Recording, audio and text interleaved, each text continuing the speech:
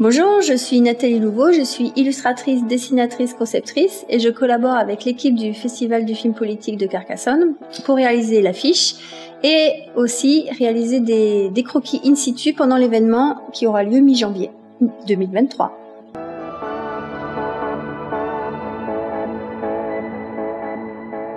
Alors si je devais vraiment décrire l'affiche et ce qu'elle veut se donner à représenter, donc l'idée c'est cette jeune fille en fait qui soulève l'écran de cinéma, qui laisse sortir cette foule qui représente donc tous les citoyens dans leurs différences et dans leur aussi leur point de convergence, hein, les deux.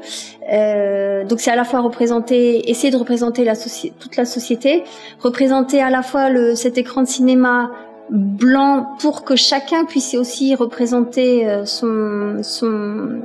aussi ses idées et y projeter les films qu'il aurait envie d'y voir, l'utiliser aussi comme la présentation du générique d'un film, donc avec le titre du nom du festival.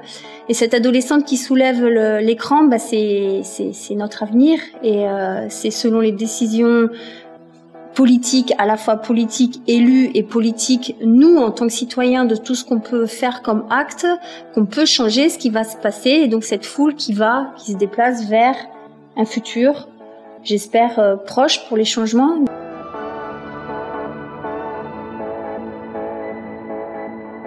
Les personnages ne sont pas pris au hasard.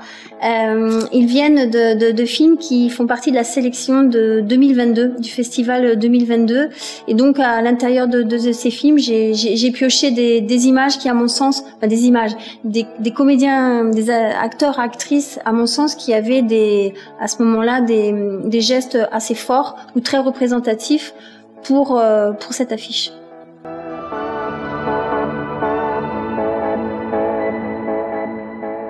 Alors, il est arrivé grâce à une rencontre de deux personnes et puis lié surtout au dernier livre que j'ai publié qui s'appelle Aude Carnet de voyage, publié aux éditions du Cabardès, publié en 2020, novembre 2020.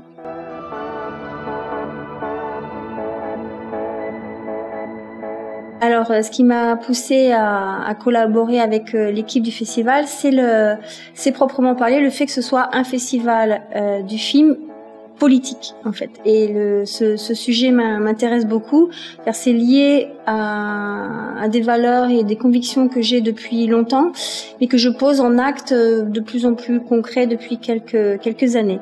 Et oui, mon art, s'il peut servir à quelque chose autre que juste faire du beau, c'est encore mieux.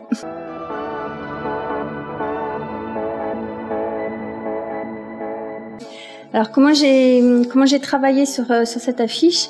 En fait, je suis partie du thème donc évidemment de la politique. J'avais récemment travaillé sur un projet sur pourquoi voter avec la maison d'arrêt de Carcassonne. Donc j'avais déjà fait des recherches dont je me suis servie. J'avais acheté un bouquin d'ailleurs avant les élections avec Monsieur Sarkozy. C'était un livre qui s'appelait Putain votons et qui m'a un peu servi aussi. Et puis je suis allée replonger dans de la filmographie. J'ai un ami qui est passionné de cinéma qui m'a donné quelques noms de réalisateurs. Voilà. Et puis aussi, je me suis rappelée j'adore le travail de JR et en allant voir son site internet, j'ai retrouvé des grandes fresques sur lesquelles il avait travaillé et que j'avais découvert à Paris. Et donc c'est des grandes représentations gigantesques avec des gens qui sont représentés dans ce qu'ils aiment, ce qu'ils aiment pas, ou ce qu'ils croient ou croient pas. Donc pareil, un travail très très politique. Et lui-même s'est inspiré des fresques murales peintes de Diego Rivera. Et donc pareil, je suis aussi allée voir ces peintures que je connaissais aussi un peu. Et grâce à tout ça, j'ai fait mon grand sac d'idées, et puis petit à petit on fait le petit passage l'entonnoir et on écrème les idées. On soumet les idées à l'équipe et puis à partir de là on valide une idée, heureusement, ouf, et puis à partir de là on continue à travailler.